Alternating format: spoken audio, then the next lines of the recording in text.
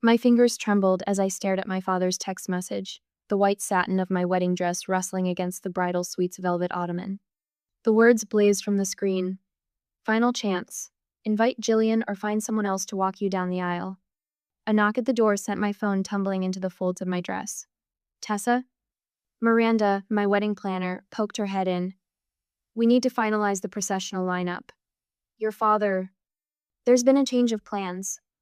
My voice caught, but I forced the words out anyway. The truth was, the change had started 3 weeks ago.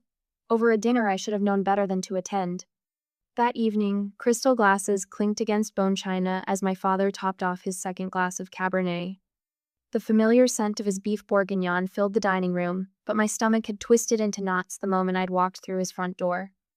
She's your sister, for God's sake. He set the wine bottle down with more force than necessary. The burgundy liquid sloshed dangerously close to the rim of his glass. This grudge of yours has gone on long enough. I pushed a roasted carrot around my plate, keeping my voice steady. The woman who slept with my fiancé 5 years ago doesn't get to celebrate my happiness. That was ages ago. Derek meant nothing to her. His fingers drummed against the white tablecloth. Family's family. You need to grow up and move past it. Past her sleeping with the man I planned to marry? The carrot snapped under my fork. Or past you telling me it was my fault for not picking someone with stronger character? I said what you needed to hear. He leaned forward, his face flushing.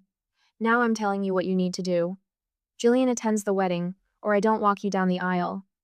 Simple as that. The dining room blurred. I blinked hard, refusing to let him see me cry. That's your choice? If Jillian isn't welcome, neither am I. He picked up his wine glass, his expression as immovable as it had been the day he'd blamed me for my mother's death. Your call. I went out since I couldn't breathe after this statement. I decided to go to my grandpa's house. I drove to Grandpa Walter's house with tears streaming down my face, muscle memory guiding me along streets I'd traveled since childhood. His porch light glowed like a beacon as I pulled into his gravel driveway. He opened the door before I reached it, his weathered face creasing with concern. I collapsed into his arms, breathing in the familiar scent of pipe tobacco and Old Spice that had meant safety since I was small. Some traditions aren't worth the pain they cause, sweet pea. He stroked my hair as I told him everything. The room smelled of coffee and the molasses cookies he always kept in the ceramic jar by his chair. Your mother would want you to be happy, not compromising your heart to please others. Logan says the same thing. I wiped my eyes with the handkerchief Walter pressed into my hand. He told me this day is about us, not them. Smart man, that Logan. Walter's eyes crinkled at the corners. Seems to me he's not the only one who could walk his bride down the aisle. I looked up sharply, hope flickering in my chest. Would you? Try and stop me. He squeezed my hand. Been waiting 6 years to do something this important. The diner's neon sign cast a red glow across my father's face as I slid into the booth across from him 2 days later. The vinyl seat squeaked beneath me, and the air smelled of burnt coffee and decades of grilled onions. You can't be serious. He stared at me, coffee cup frozen halfway to his mouth. What will people think? They'll think I respect myself enough to celebrate with people who respect me. The words came out clear and strong, surprising us both. His face darkened. This is ridiculous. You're acting like a child. Number, I met his gaze steadily. I'm finally acting like someone who deserves better than what you're offering. The coffee cup clattered against the saucer as he stood. Bills fluttered onto the sticky tabletop as he shrugged into his coat. You'll regret this. Maybe. I watched him stride toward the door. But not as much as I'd regret letting you hurt me again. The bell above the door jingled as it swung shut behind him. I caught my reflection in the window, remembering all the times I'd sat in this same booth as a little girl, desperate for his approval. But overlaying that image was someone new. Someone who had finally learned to approve of herself. The waitress appeared with a fresh pot of coffee. Refill, hon? No thanks. I gathered my purse, leaving my own coffee untouched. I've had enough. Sometimes the hardest person to stand up for is yourself. But once you start, everything changes. That's how I ended up here, in this bridal suite, with my father's final ultimatum glowing on my phone screen. Outside, guests were finding their seats. Somewhere, Walter was straightening his boutonniere, waiting to walk me toward my future. I picked up my phone one last time, typed 4 words, and hit send. I choose me. Goodbye. The memories strike out of nowhere while standing there in the bridal room to finalize the preparations, but this time the memory certainly has its place. Rejected by my father again and again. I remember the smell of Elmer's glue and sparkles filled the kitchen as I hunched over my Mother's Day masterpiece. Red macaroni hearts bordered the edges of the purple construction paper, and silver glitter dusted everything within reach. My tongue poked out in concentration as I carefully printed each letter. That's beautiful, sweet pea. Grandpa Walters steadied my small hand as we worked on the final word. Now remember, day has a capital D. My 8-year-old fingers traced over his pencil marks, determination making each stroke precise. The front door slammed, and heavy footsteps approached the kitchen. My father's shadow fell across the table. What's this mess? Douglas clicked his tongue, taking in the scattered craft supplies. His eyes landed on the half-finished card, and something in his face hardened. Cleaning this up will take an hour. She's making something special, Walter said, his hand warm on my shoulder. That's a waste of time and materials. Douglas yanked open the refrigerator, not looking at either of us. Your mother isn't here, Tessa. Glitter doesn't fix anything. The weight of his words pressed against my chest. Walter's fingers tightened on my shoulder, but I barely felt them through the numbness spreading through my body. Later that night, I tucked the unfinished card into my treasure box, buried beneath old birthday cards and pressed flowers. The glitter stayed on my hands for days, sparkling like teardrops in the sunlight. Years passed, but the pattern never changed. Every Christmas morning, Jillian's pile of presents towered over my modest stack of practical items. She squealed over designer purses while I unwrapped sensible shoes and school supplies. The Dooney and Bork! Jillian hugged the leather bag to her chest, her 12-year-old face glowing. Daddy, it's perfect! I smoothed my hands over the cardigan in my lap, studying the careful stitching instead of watching her twirl around the living room. The wool was soft, typical for winter. Just like the new vacuum cleaner standing in the corner with my name on the tag. Jillian has expensive taste, but she's smart. Douglas ruffled her hair as she paraded past his chair. She'll need to look professional when she's running a company someday. His eyes slid to me, dismissive. You'll probably end up a housewife anyway, Tessa. Better learn to clean. The years blurred together in an endless cycle. While Jillian sprawled on the couch watching MTV, I scrubbed bathrooms and folded laundry. She joined the cheerleading squad. I worked after-school jobs. She went to parties. I studied alone in my room. But Walter noticed. He slipped college brochures between my textbooks, helped me practice for the SATs when Douglas was at work. You're meant for more than this, sweet pea, he whispered as we pored over application essays at his kitchen table. Don't let anyone tell you different. The Thanksgiving I brought Derek home. Something shifted in Jillian's eyes the moment he walked through the door. She touched his arm as she passed, let her fingers linger. Love that jacket, she purred. Really shows off your shoulders. I watched her all evening, stomach churning as she found excuses to brush against him, to laugh too loudly at his jokes.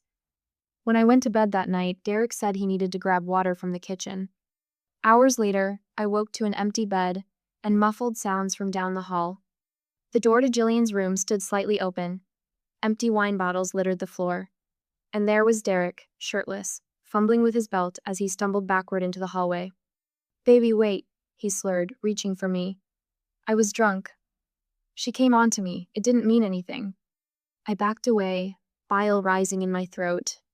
Behind him, Jillian lounged in the doorway, wrapped in nothing but a sheet. God, you're so dramatic, she drawled. Stop invading my privacy. My feet carried me to Douglas's study. He barely looked up from his newspaper as I choked out what happened. They're adults, he said, turning a page. You should have picked better. If you'd brought home a man of stronger character, this wouldn't have happened. Later that week, at the family Christmas party, I overheard Jillian bragging to our cousins in the kitchen. I stole Tessa's man in one night. She popped a chocolate-covered strawberry into her mouth, smirking. Wasn't even trying hard. That night I changed my phone number. Blocked their emails. Cut every tie I could. But the damage was done. Years later, I found myself studying old family photos, searching for answers in frozen moments of time. In every picture, the pattern was clear. Jillian front and center, beaming. Douglas hovering nearby, proud. And me, always slightly apart, half turned away, as if preparing for the next rejection. My fingers traced the edge of a photo from my high school graduation. Jillian had pitched a fit about having to attend, stealing focus even then. I barely recognized the girl in the image. Shoulders hunched, smile uncertain, desperately seeking approval she'd never receive. The truth hit like a physical blow. It wasn't just Derek's betrayal or Jillian's cruelty. It was a lifetime of being told I wasn't worth protecting, of being trained to accept scraps of affection and call it love, of learning that no matter what I did, I would never be enough. I set the photos aside, something shifting in my chest. The question that had haunted me for years finally crystallized. When does loyalty to family become self-destruction? At what point do you say enough? The answer had been there all along, written in glitter and macaroni, sealed in a box beneath my childhood bed. Sometimes love means knowing when to walk away. And finally, soon as the day when I am finally walking away. The buzzing phone jolted me from sleep. Red digits on my bedside clock glowed 2:17 a.m. I went back home after the preps and fell asleep, both physically and mentally exhausted. But now an unknown number wakes me up. My thumb hovered over decline before a nagging sense of responsibility won out. "Is this Tessa Grant?" A woman's voice, crisp and professional. "This is Sandra Chen from Mercy General Hospital. Your father was admitted an hour ago after suffering a stroke." The words hit like ice water. I sat up, sheets pooling around my waist. "How serious?" "He's stable, but..." A pause heavy with meaning. "He's asking for you." 5 years of silence stretched between that moment and my last conversation with Douglas Grant. 5 years of building a life without his criticism or Jillian's schemes. 5 years of finally breathing freely. My bare feet touched the floor. Through the window, streetlights cast long shadows across my bedroom wall. "I'll be there in 20 minutes. I dress up, take my car, head straight to the hospital. The hospital corridor smelled of disinfectant and stale coffee. My heels clicked against linoleum, each step echoing with memories I'd tried to bury. Room 412. The door stood half open, spilling fluorescent light into the hallway. Douglas looked small against the white sheets, tubes snaking from his arms. His right side drooped slightly, face slack. The mighty Douglas Grant, reduced to hospital gowns and monitoring equipment. His eyes found mine. Something flickered there. Relief, fear, Tessa. The words slurred at the edges. "I'm here." I stopped at the foot of his bed, unsure where to stand, what to do with my hands. The next weeks blurred together. Insurance forms. Medical bills that made my stomach clench. 48 hours after insurance. My savings account drained as I hired the best home care nurse available, someone who wouldn't let him bully them into cutting corners on his recovery. Once he was released from the hospital, I drove him home and explained the schedule when I am not there. "The physical therapist comes Mondays and Thursdays," I explained, stocking his refrigerator with pre-made meals. "Maria will help with exercises between sessions. Your prescriptions are organized by day in the pill box." He watched me from his recliner, confusion creasing his forehead. "You don't have to." "I know." The words came out sharper than intended. I softened my tone. "I know I don't have to." Each time I called Jillian, the response was the same. Voicemail. Text messages read, but never answered. My sister, who had always been his favorite, was nowhere to be found when he needed actual help. "Try again tomorrow," Douglas suggested whenever I mentioned her absence. But his eyes held a new understanding. The breakthrough came during physical therapy, 6 weeks after the stroke. Douglas gripped the parallel bars, jaw clenched as he forced his right leg forward. "Good," the therapist encouraged. 3 more steps. Sweat beaded on his forehead. His right knee buckled. I caught his elbow, steadying him before he could fall. "I've got you," I said quietly. He stared at me, something raw in his expression. "You remind me of your mother," his voice cracked. "Not just your face, your heart." The words I'd waited a lifetime to hear, delivered in a physical therapy room that smelled of rubber mats and sanitizer. I blinked hard against sudden tears. She never gave up on people either. He looked away, but his hand gripped mine. Even when they deserved it. That evening, over lukewarm hospital coffee, he told me about their first date, how she'd worn a yellow sundress and laughed at his terrible jokes. How she'd known every regular's order at the diner where she waitressed to put herself through nursing school. She would have been so proud of you, he whispered, more to himself than to me. I nearly missed Grandpa Walter's arrival the next afternoon, stepping out to take a work call just as he walked in. When I returned 15 minutes later, the atmosphere in the room crackled with tension. Everything okay? I looked between them. Walter's weathered face was flushed with anger. Just having a talk with your father about choices and consequences. That evening, driving me home, Walter's knuckles were white on the steering wheel. He punished you for living while your mother didn't, the words exploded from him. That's not fatherhood, that's cowardice. Douglas had tried to argue, his face flushing. But something in Walter's words had struck home. I saw it in the way his shoulders slumped, the fight draining from him. He never deserved you. Walter pulled into my driveway, killed the engine, or that lake house I'm supposed to leave him. 2 days later, Walter sat in his attorney's office, signing papers with steady hands. The lawyer's eyebrows rose as he reviewed the changes. I'm correcting an injustice, Walter said firmly, not creating one. He drove home in the gathering dusk, satisfaction settling in his chest. In his study, he opened an old photo album. Elizabeth's face smiled up at him from yellowed photographs, her eyes so like Tessa's. The new will lay locked in his desk drawer, a time bomb of justice waiting to detonate. Spring came, bringing with it wedding preparations. Logan and I toured venues, chose flowers, debated cake flavors. But one question on the wedding planner's form stopped me cold. Who will walk you down the aisle? Douglas assumed it would be him. He'd recovered enough to walk with a cane, his speech almost back to normal. The entitled assumption in his voice when he mentioned suit fittings made my stomach turn. Then came the guest list. And with it, the ultimatum that shattered any illusion of change. Jillian is your sister. His voice held that familiar steel. Either she attends or I don't walk you down the aisle. I found myself on Walter's porch that evening, the swing creaking gently as we rocked. The same porch where I'd run with skinned knees and broken heart since childhood. His hand covered mine, warm and steady. I've got one good walk left in these old legs. Tears spilled down both our cheeks as the weight lifted from my shoulders. Some choices are answers we've known all along. If someone shows you who they are repeatedly, Walter said softly, when do you finally believe them? The moon rose over his garden, silvering the rose bushes my grandmother had planted decades ago. I squeezed his hand, finally ready to answer that question with actions instead of hope. Finally, the day has come, my wedding. Golden morning light spilled through the bridal suite windows, catching the crystals on my dress and scattering tiny rainbows across the cream wallpaper. My bridesmaids bustled around the room, their matching sage dresses rustling as they arranged flowers and adjusted each other's hair. The usual wedding morning chaos felt oddly peaceful without the customary family drama. My phone buzzed again. Douglas's 5th message in an hour.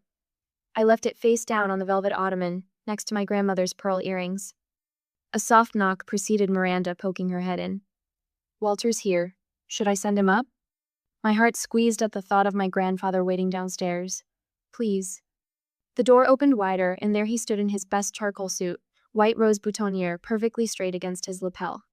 His weathered hand smoothed down his tie, the same one he'd worn to every important family event since I could remember. Sweet Pete, his voice caught as he took me in. Just like your grandmother on our day. I crossed the room and caught his hands in mine. They trembled slightly, though his grip remained strong. You look very handsome, Grandpa. Had to do right by my girl. He touched the pearl at my ear. Beth would be so proud of the woman you've become. The ceremony space buzzed with anticipation as the string quartet began the processional. I watched through the doorway as my bridesmaids glided down the aisle, their bouquets bright against the sage green of their dresses. The empty front row seats where Douglas and Jillian should have been barely registered now. Walter's arm was steady under my hand. Ready? I nodded, unable to speak past the thickness in my throat. The guests rose as one, turning to watch our entrance. But all I could see was Logan at the altar, his face lighting up as our eyes met. The world narrowed to the path between us, scattered with white rose petals that caught the light from the stained glass windows. Walter's steps were measured and dignified beside mine. When we reached the altar, his voice rang clear and strong. I give my blessing to this union. The celebrant smiled. Given in love by her grandfather, Walter Grant. Logan's hand was warm as it closed around mine. Walter pressed a kiss to my cheek before taking his seat, and I knew I'd made the right choice. The reception glowed with candlelight and laughter. Crystal glasses clinked as Walter rose for the traditional father's toast, his presence commanding attention without effort. The room hushed. I've watched this remarkable woman grow from a curious child who followed me around my workshop into someone who builds beauty from broken pieces.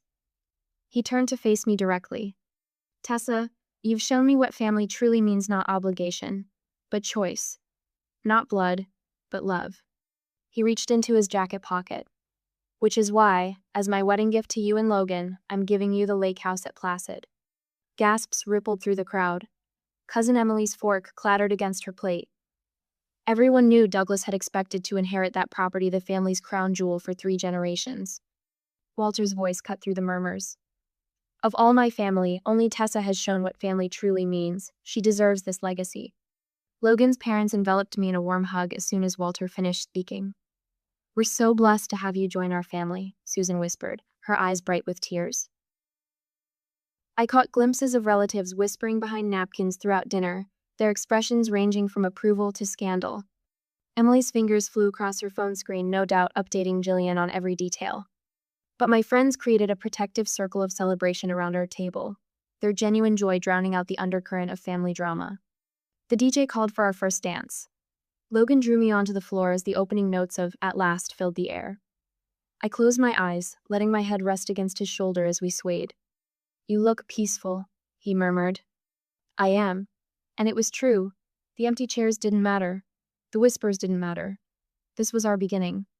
When the music shifted to the traditional father-daughter dance, Walter stepped forward. We waltzed too.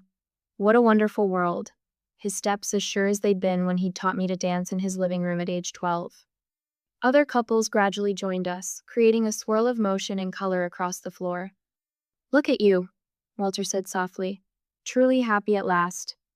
The photographer captured the moment, my head thrown back in laughter as Walter spun me under his arm, his face creased with joy. Logan appeared at my side as the song ended. This is the beginning of our family, he whispered, the one we choose to build. Late evening found me in the bridal suite, changing for our departure. My phone screen lit up with missed calls from Douglas. Walter watched as I silenced it and slipped it into my purse. He'll be waiting when you get back, he said quietly. Decide then. We ran through a shower of bubbles to our waiting car, cheers and well wishes following us down the drive. As Logan pulled away from the venue, I thought I knew exactly what would happen next. I was wrong. But I had 2 weeks of honeymoon to enjoy with my husband. I will think of the consequences later. Sunlight glinted off our rental car as Logan pulled into the driveway. The Hawaiian lei around my neck still carried the sweet scent of plumeria, a reminder of 2 perfect weeks away from family drama. Then I saw Himmy Father standing beside his Mercedes, arms crossed, jaw set in that familiar expression that had sent 8-year-old me scurrying to my room. Here we go, Logan murmured, squeezing my hand. My father's silver hair caught the morning light as he strode toward us. Deep lines carved valleys around his mouth, aging him beyond his 63 years. His clothing hung loose on his frame, as if he'd lost weight since the wedding. You've humiliated me in front of everyone we know. The words burst from him before we'd even closed our car doors. I lifted my chin, grateful for the inner peace our honeymoon had given me. I simply celebrated my wedding with people who support me. Support you? His laugh held no humor. I expected you to cave. No one walks away from family. Logan's presence steadied me as we moved toward the house. My father followed, his shoes scraping against the concrete with each angry step. Inside, the air conditioning raised goosebumps on my arms. Family photos from our honeymoon still waited to be hung, their frames stacked neatly on the coffee table. Logan positioned himself near the kitchen doorway, close enough to intervene but giving me space to handle this myself. Why do you hate me so much? The question I'd held back for 34 years finally broke free. What did I ever do to deserve this? Color drained from my father's face. His hands trembled as he gripped the back of our sofa, knuckles white against the fabric. You want the truth? For once in my life, yes. I didn't want a second child. Each word fell like ice. I urged your mother to abort. The room tilted. Blood rushed to my ears as he continued. When she died giving birth to you, I couldn't look at you without seeing my mistake. My legs wouldn't hold me. I sank onto the arm of the nearest chair, the wood digging into my thigh. So you punished a baby for being born? You don't understand. I understand perfectly. My phone buzzed in my pocket, another text from Jillian. I pulled it out, reading the vitriol she'd been spewing since the wedding. Look at this. I thrust the phone toward him. Screenshots of Jillian's social media posts filled the screen. Your precious firstborn mocking me for buying Walter's affection. Posts about how I manipulated an old man to steal their inheritance. His eyes skimmed the messages, something shifting in his expression. She's been doing this for years, I continued, undermining me to every relative who would listen, and you let her. Tessa. But here's what I can't figure out. I stood, my voice steadying. When you had your stroke, who sat by your hospital bed? Who paid your medical bills? Who hired your home nurse when insurance ran out? Silence filled the room like smoke. Where was Jillian? Did she visit even once during your recovery? His gaze dropped to the floor. Number. No, I echoed. Because she only wants what she can take. And you've been too blind to see it. I've been wrong about you. The words came out rough, as if dragged across gravel. About everything. Tears burned behind my eyes, but they weren't tears of joy. They were for the little girl who'd colored Mother's Day cards that would never be seen, who'd scrubbed bathrooms while her sister watched television, who'd believed for so long that she wasn't worth loving. Your apology comes 34 years too late. My voice caught, but I forced the words out anyway. This ends here. Don't expect help again. Ask your favorite daughter next time. He straightened, desperation replacing the anger in his eyes. We're still family. Blood means something. Yes, it does. I walked to our front door, pulling it open. But respect means more. He paused in the doorway, looking back at me. For the first time, I saw him clearly not as the towering figure of my childhood, but as a man who'd let grief poison 3 lives. The door closed with a soft click. I leaned against it, Logan's arms wrapping around me as the last of my strength crumbled. My phone pinged again, more messages from Jillian, then my father. With trembling fingers, I opened my contacts and blocked them both. The afternoon sun painted long shadows across our living room when Walter called. You did what I never had the courage to do, he said, his voice warm with pride. Sometimes loving yourself means letting go. I looked at the empty frames on our coffee table, waiting to be filled with new memories. Always thought forgiveness meant letting them back in. Forgiveness is for you, sweet pea. It doesn't mean giving someone another chance to hurt you. Outside, a neighbor's wind chimes caught the breeze, their gentle music drifting through our open windows.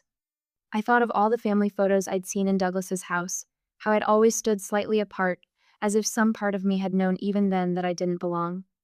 But here, in this home Logan and I had chosen, surrounded by people who loved me for exactly who I was, I finally belonged somewhere.